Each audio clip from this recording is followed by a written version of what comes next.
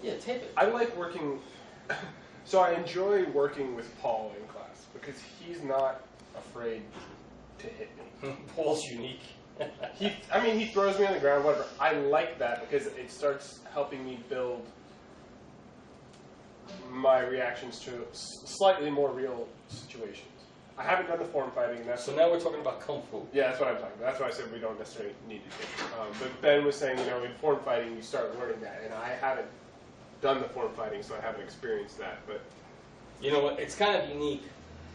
Last class, Paul was there, and I had everybody teaching Tai Chi. So I took Paul and Don Lai.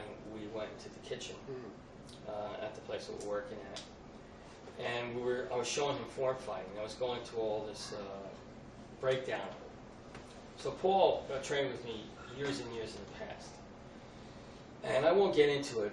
Well, maybe I will a little bit. Paul comes into me one time, we're in the kitchen. He goes, I want to learn this other stuff, And at that time, I was going through facing some demons in my life, as James was talking about personally.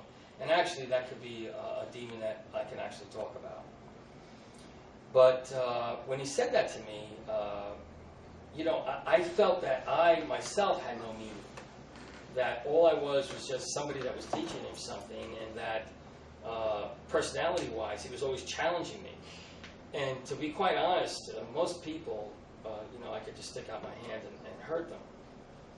And he goes, well, I want to learn the secrets. I want to learn these things that you have. And I just left it at that. And then that's when I went through that transition about evolving. And then I realized that I have to change, and I've changed. And therefore, if I've changed, either my students at the time or the people I was training need to see that change, or they need to move on. And at that time, Paul, whether he knew it or not, and everybody else moved on. Paul, years later, comes back, and he walks into the door, and he sees a whole different man in front of him. This is going by 15 years now. And it's funny that all these old students come out of the woodwork after 15 years from now, which has happened a lot to me lately, So Paul and I have this conversation outside. He goes, yeah, I always challenged you, and you always countered my challenges. And I said, that really ticked me off, because all I wanted to do was just punch you in the chest and just take you out at that point, But I realized, I'm trying to teach something, but you're challenging me. So, again, getting back into the kitchen, right? We're into the kitchen in this church that I'm teaching out of right now. Until one day I decide to open up a full-time school. And Paul goes, why haven't you ever shown this before to me? And I said to him, well, I just liked watching you guys hit each other. In other words, I was, in a way, of saying, you just weren't ready for me to show you this. And perhaps that's my fault. Perhaps that's his fault and where I was at the time. But now I've come to a point where I'm older, and I want to show people something more. And he comes out and he says, I've never done anything like this before in my life.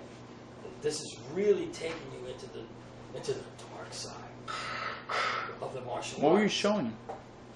Form fighting. And of course it's evolved with me throughout the years, which is what we were doing through the Tai Chi.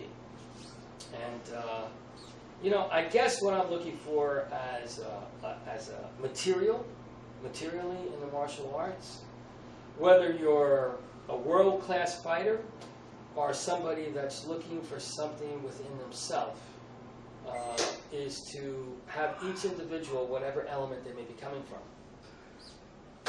to amalgamate all the different elements of nature and to express themselves within it. To be able to leave the things that I've learned with somebody and hopefully to have them improve on it. So mechanistically, there's all this material that you present to the art. Spiritually is the things that we're talking about, where you're going to go as an individual, what you're going to do with it, and how you present it. But I think the two are very closely connected.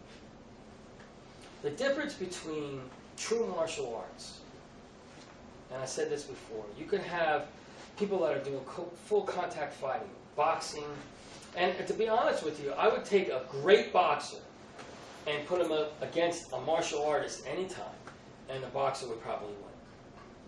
But true martial arts, no way. No way. And now you have mixed martial arts, which combines boxing and grappling and wrestling and all this stuff. Well, that's just Shaolin. That comes to life. So I think what I'm looking for is a martial artist that could take it and evolve it further, an individual that could take it and evolve it further, what I have to teach them, and one who recognizes that the martial arts goes beyond the, once you recognize that it goes beyond the ability of just the combat, mortal combat. I'm not talking about fighting in a ring, your boxing abilities. When it goes beyond the ego, when it goes beyond the exhibition, and this is a crucial point. I could have any martial artist that's out there that's the world champion of the world stand in front of me, privately, and we can talk, and I can present something to them, and they will know that there is something different.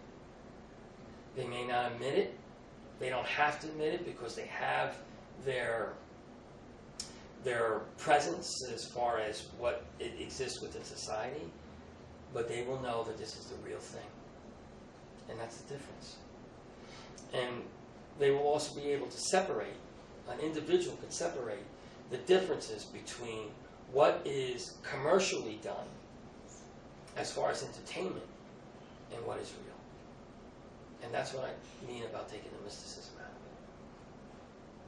There's a different type of presence there, a different type of reality. And you don't have to possess a perfect body to do it. You just have to possess the understanding of how to present it and how it's presented within yourself. Energy exists within us all. And if you look at life as energy, then you're looking at growth.